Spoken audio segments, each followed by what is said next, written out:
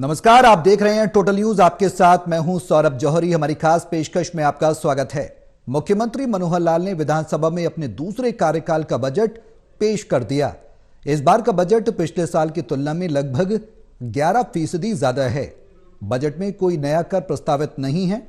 स्वतंत्रता सेनानियों का सम्मान भत्ता 25,000 से बढ़ाकर 40,000 रुपए करने के साथ गांव में कचरा प्रबंधन प्लांट स्थापित करना, गांव में स्ट्रीट लाइटें लगाने की जिम्मेदारी जिला परिषद को सौंपने का भी प्रस्ताव है। सफाई कर्मियों के 7,326 नए पद सृजित कर पदों की संख्या 11,254 से बढ़ाकर 1,85,580 करने का, किसानों के कर्ज का ब्याज व पेनल्टी माफ करना भी प्रस्तावित है। बजट में महिलाओं, युवाओं के साथ स्वास्थ्य, शिक्षा, परिवहन, स्टार्टअप पर विशेष फोकस किया गया। किसानों की कर्ज माफी की भी बात की गई है। कुल मिलाकर देखा जाए तो पूरा बजट एक चुनावी बजट जैसा नजर आ रहा है। वहीं विपक्ष ने मनोहर सरकार के इस बजट को 0 नंबर दिए और कहा कि इसमें कुछ भी नहीं है।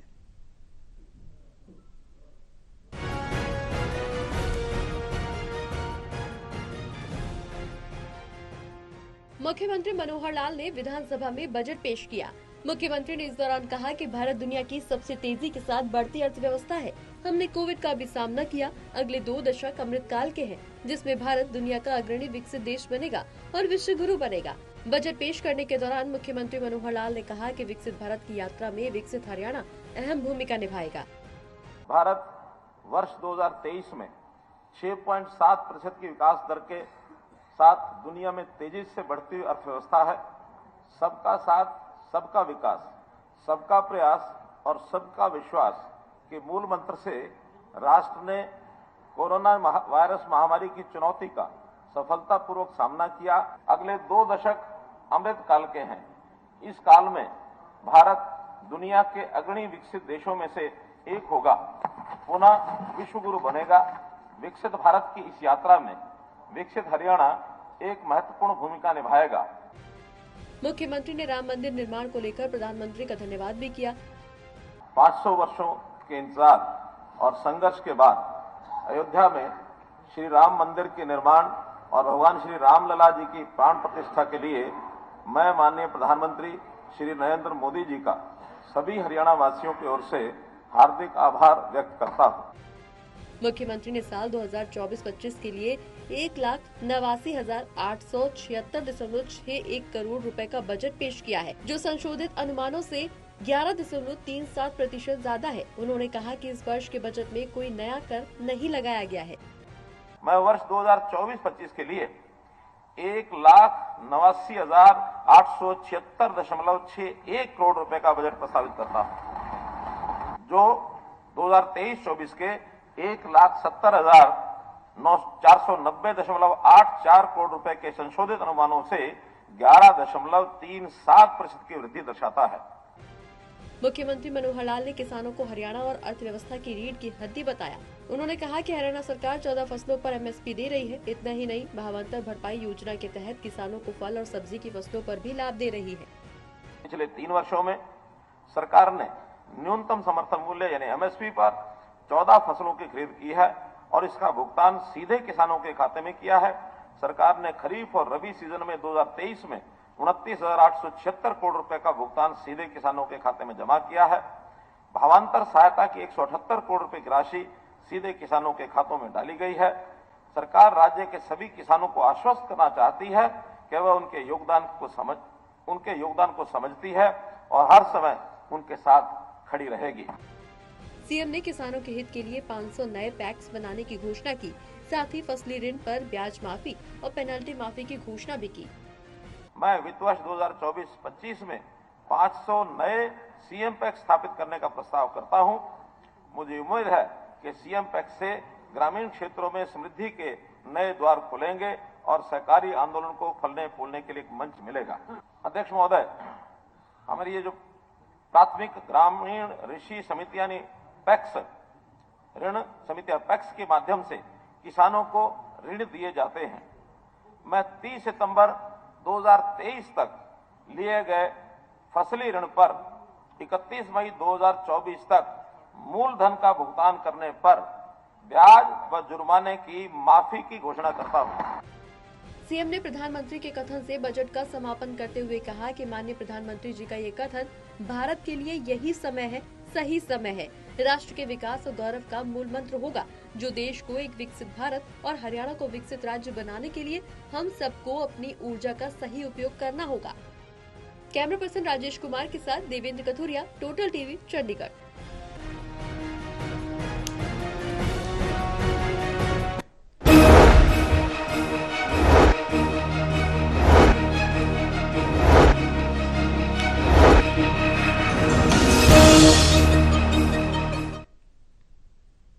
तो मनोहर सरकार ने अपने दूसरे कार्यकाल का बजट पेश किया। अब इस बजट से कितनी उम्मीदें जताई जाएं, लगाई जाएं? विपक्ष लगातार भूपेंद्र सिंह हुड्डा, पूर्व मुख्यमंत्री हरियाणा के, इस विपक्ष की ओर से सरकार के द्वारा पेश किए गए इस बजट को जीरो बता रहे हैं, कह रहे हैं भद्दा मजाक है। देवेंद्र, बजट पेश किया, मुख्यमंत्री से आपकी बातचीत हुई, उन्होंने कहा कि विपक्ष का काम आलोचना करना है और विपक्ष आलोचना करता रहता है, हमारा काम है जनता का फायदा करना और हम अपने दिशा में काम कर रहे हैं। क्या कुछ खास बताया मुख्यमंत्री ने इस बजट में? देखिए सौरभ, मुख्यमंत्री के आवास पे अभी थोड़ी देर पहले टोटल न्यूज की खास बातचीत में मुख्यमंत्री ने कहा कि विपक्ष का तो काम ये होता है, वो तारीफ थोड़ी करेंगे मेरी, लेकिन हमने पूरी कोशिश की है कि जो बजट है समाज के हर वर्ग को कुछ ना कुछ मिले, कोई खाली हाथ न रह जाए। लेकिन ये बजट उत्साहित करने वाला है, थोड़ा सा इंतजार लोगों को करना पड़ेगा। विपक्ष के इस आरोप, भूपेंद्र सिंह हुड्डा ने भी प्रेस कॉन्फ्रेंस की थी दोपहर को कि ये खोदा पहाड़ निकली चुहिया या पुरानी शराब नई बोतल में पैक करके दी गई है, तो इस तरह के आरोपों को मुख्यमंत्री ने खारिज कर दिया है। उनका कहना है कि उत्साह जगाने वाला बजट है, विकसित भारत विकसित हरियाणा इस दिशा में कदम बढ़ाने वाला बजट है। लोगों को इंतजार करना होगा, विपक्ष की बातों पर मैं नहीं जाता, हम अपना कर्म कर रहे हैं, लोगों का अच्छा कर रहे हैं, भला कर रहे हैं। तो एक तरह से उन्होंने ये कहा कि थोड़ा सा इंतजार कर लीजिए, बजट को क्रियान्वयन होने दीजिए, लोगों को इसके फायदे मिलेंगे। कई वर्गों को उन्होंने राहत भी दी है। बिल्कुल देवेंद्र, सीएम ने तमाम बातें टोटल न्यूज पर कही हैं और ये बातें कही, उन्होंने कहा कि बजट आशान्वित बजट है, आशा करनी चाहिए हर व्यक्ति को, समाज में हर छोर में बैठे व्यक्ति का फायदा होगा। और साथ में यह भी जिक्र किया उन्होंने सदन के अंदर भी कि 11% ज्यादा है पिछले बार के बजट की तुलना में। महेश, इस बार के बजट में क्या कुछ खास मिला है? विपक्ष तो लगातार आलोचना कर रहा है, तमाम डेटा भी बताए जा रहे हैं विपक्ष की तरफ से कि शिक्षा में कटौती की गई 0.3% की, कर्ज के जो आंकड़े थे वो भी विपक्ष ने जारी कर दिए, किसानों की बात भी विपक्ष ने कर दी, और तमाम जो स्वास्थ्य है, स्वास्थ्य के लिए कोटा होता है बजट के अंदर, उसको भी घटा दिया गया। यानी कि अगर विपक्ष बता रहा है कि बजट में लगातार गिरावट की गई है, तो मुख्यमंत्री का यह कहना कि 11% ज्यादा बजट है, किस आधार पर विपक्ष ये बातें कह रहा है?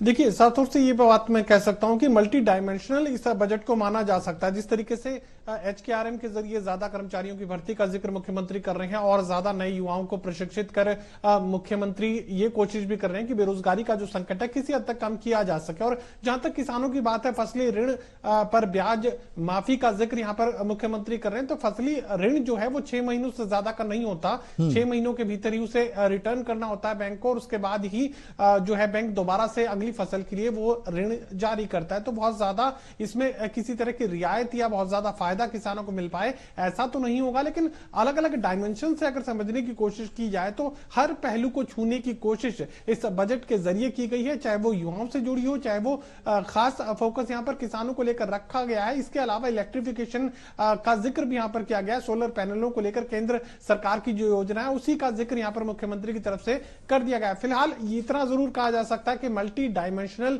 इस बजट को माना जाए और किसानों को बहुत ज्यादा कुछ सरकार के खजाने से मिलने जा रहा है ऐसा भी नहीं है, लेकिन अलग अलग योजनाओं के जरिए हर पहलू को छूने की कोशिश इस बजट के जरिए जरूर मुख्यमंत्री करते नजर आए हैं। वीरेन जी, विपक्ष लगातार सवाल उठा रहा है। अगर एनालिटिकली इस बजट को देखें, जिस तरीके से महेश भी बता रहे हैं, देवेंद्र ने खुद सीएम से बात की, उन्होंने जिक्र किया कि हम सही दिशा में बजट को लेकर आए हैं, लेकिन चुनावी बजट इसे कहा जा रहा है। ऐसे में विपक्ष कह रहा है कि मुख्यमंत्री ये बताएं कि 9 सालों में कितने विकास किए, अस्पताल कितने बनवाए। आलोचना का आधार और इस बजट की आशाएं, दोनों मैं आपसे जानना चाहूंगा। देखिए, विपक्ष का अपना एक फर्ज है, वो वही फर्ज निभा रहा है। उसका काम सरकार की आलोचना करना है। रचनात्मक आलोचना तो रही नहीं, जो भी है विरोध का विरोध करना। और देखिए, भारतीय जनता पार्टी का ये मुख्यमंत्री के रूप में मनोहर लाल जी का ये 5वां बजट था, विकास परक बजट है, नई योजनाएं भी हैं और हर वर्ग को रिझाने का प्रयास किया गया। देखिए, थोड़ा बहुत तो कोई ना कोई वर्ग छूटा रह ही जाता है, तो उसका हमें इतना गहराई से नहीं लेना चाहिए। लेकिन ये संतुलित बजट है और इसमें एक नई आशाएं जागृत की गई है। देखिए, अमृत काल के लिए जो दूरदर्शन का जिक्र कर रहे थे, तो उसके अंदर उसी दिशा में ये बजट है। अब देखिए, बजट के अंदर हालांकि देखिए कुछ राजनीतिक अर्थ भी निकाले जा सकते हैं। भूपेंद्र सिंह हुड्डा विपक्ष के नेता हैं, उनका काम है देखिए जो सरकार की कमियां हैं वो उजागर करेंगे, उनको करना भी चाहिए। वो कह रहे हैं जिन मदों पर पहले ज्यादा बजट दिया जाता था उसमें कुछ कटौती की गई है, तो हालांकि सरकार के अपने दावे हैं। लेकिन एक बात का मुझे आश्चर्य हुआ, देखिए वित्त मंत्री के रूप में मनोहर लाल जी का अपना एक प्रेस को बाद में एड्रेस करना तो बनता ही है, लेकिन दुष्यंत चौटाला ने अलग से प्रेस कॉन्फ्रेंस की, उन्होंने भी बजट की काफी बारीकियां बताई है और खूबियां बताई है। अगर ये संयुक्त रूप से प्रेस कॉन्फ्रेंस होती तो उसका और अच्छा प्रभाव हो जाता। इसके अलग अलग राजनीतिक अर्थ तो निकाले जा सकते हैं, लेकिन फिर भी इस बजट को जो है देखिए बड़े संशोधन भी किए गए हैं। इसके अंदर जो आवासीय कॉलोनियों के लिए बारे में जो अवैध कॉलोनियां छूट गई है, उनको 2200 कॉलोनियां उनका विकास करने के लिए जो सरकार ने विकास प्राधिकरण बनाए, महानगर विकास प्राधिकरण बनाए, 5 बनाए, तो उनके लिए बजट की व्यवस्था भी की गई है। देखिए आगे तो वो अपने लिए बजट खुद जुटाएंगे, लेकिन इस बार क्रम में उनके बजट का प्रावधान किया गया है। तो इसलिए लगता है कि बुनियादी विकास की ओर भी सरकार का ध्यान दिया है। और वृद्धावस्था समान भत्ता जो पेंशन है उसके अंदर भी संशोधन करने जा रही है। जो लोग ईपीएफओ से पेंशन लेते रहे वो पहले पेंशन के हकदार नहीं थे वृद्धावस्था पेंशन के, तो अब ये प्रावधान किया जा रहा है कि इनको जितनी ईपीएफओ से किसी को 1500 किसी को 1600 पेंशन मिलती है, इससे अधिक पेंशन तो मिलती नहीं है। तो वो ये सम्मान भत्ता जो पेंशन ले जाते थे, इसलिए इस योजना में अब उनको भी शामिल किया जा रहा है। जिससे उनको वहां से पेंशन मिल है उसको कटौती करके 3000 तक की उनकी पेंशन का प्रावधान होगा। ये भी अच्छा कदम है। स्वतंत्रता सेनानियों के परिवारों को जो उनकी मासिक राशि सम्मान राशि दी जाती है वो भी बढ़ाई गई है।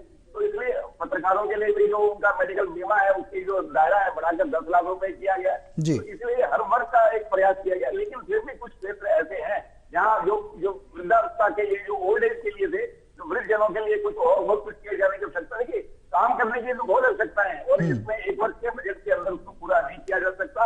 आगे चलकर सरकार की प्राथमिकता जो तय है ही है, तो ये की जानी चाहिए कि विकास की नजर और ज्यादा जो है आसान होगी। और जिस दिशा में ये बजट है तो उसको मैं कहूंगा कि बजट से लोगों को अपेक्षाएं हुई है। लेकिन उद्योग जगत पर काफी अपेक्षाएं रहती है जी, लेकिन हर वर्ग को रहती है। लेकिन ये हर वर्ग को उतना तक पहुंचा पाना, उनको सुलझा पाना, उनको खुश कर पाना, ये सरकार के संभव की बात नहीं होती। सरकार को टैक्स में जुटाना, जब जीएसटी का दायरा आया तो इसके बाद जीएसटी के दायरे बाद बजट में कोई विशेष राशि मिलने की अलग से कोई घोषणाएं नहीं होती कोई, क्योंकि हर वर्ग जो है उसके अंदर जीएसटी के दायरे में ही तो कुछ तय हो जाता है।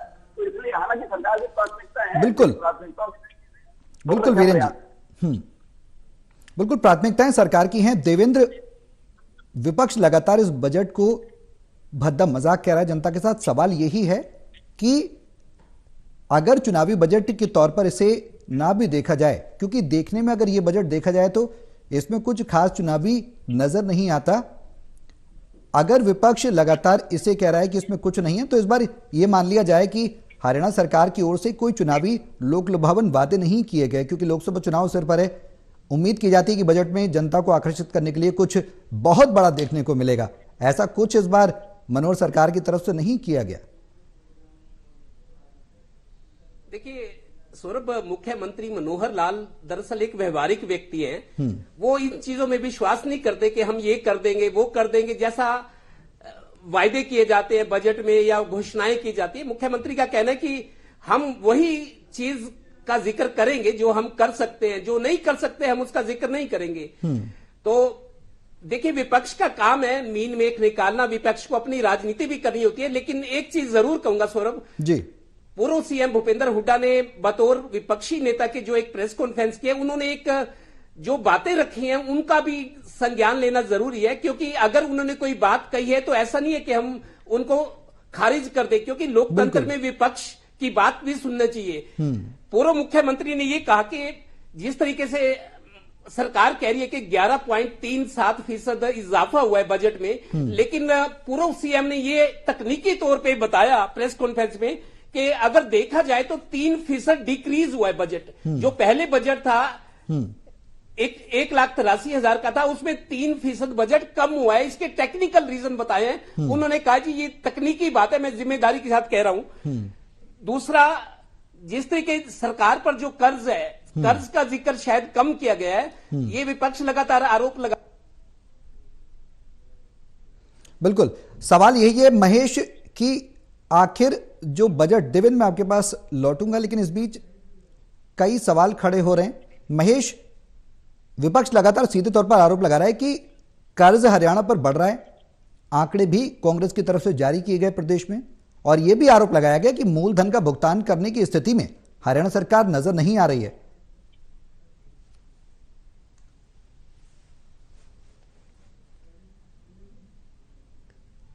देखिए, दो टू की बात कही जा सकती है कि चाहे भारत सरकार का जिक्र करें और चाहे प्रदेश की मनोहर लाल सरकार का जिक्र करें, यहां पर कर्ज को जो दबाव है, कर्ज का जो दबाव है लगातार केंद्र पर भी बढ़ता जा रहा है और हरियाणा प्रदेश पर भी कर्ज का दबाव लगातार बढ़ता जा रहा है। विपक्ष लगातार इसी मुद्दे को उठाता रहा है कि उन्हें विकास के नाम पर बहुत ज्यादा कुछ भी हरियाणा प्रदेश में नजर नहीं आया, लेकिन कर्ज कई गुना ज्यादा, उनकी सरकार जब वो छोड़कर गए थे तब कर्ज कितना था और आज कई गुना ज्यादा बढ़कर कर्ज का जो बोझ है वो हर एक हरियाणवी पर बहुत ज्यादा इस वक्त हो चुका है। और ये कोशिश विपक्ष के लोग लगातार करते रहे हैं कि कर्ज के मुद्दे को जनता के बीच वो लेकर जाएं और ये साबित करने की कोशिश करें कि सरकार कर्ज के सहारे ही प्रदेश को चलाने की कोशिश कर रही है। सरकार के अपने आर्थिक जो संसाधन हैं वो नाकाम होते हुए नजर आ रहे हैं और इतना कर्ज लेकर भी सरकार जनता की उम्मीदों पर खरा नहीं उतर पा रही है और विकास के पैमाने पर भी ये विपक्ष लगातार साबित करने की कोशिश कर रहा है कि सरकार नाकाम रही है। वीरेंद्र जी, लास्ट कमेंट में आपसे लेना चाहूंगा। सरकार की ओर से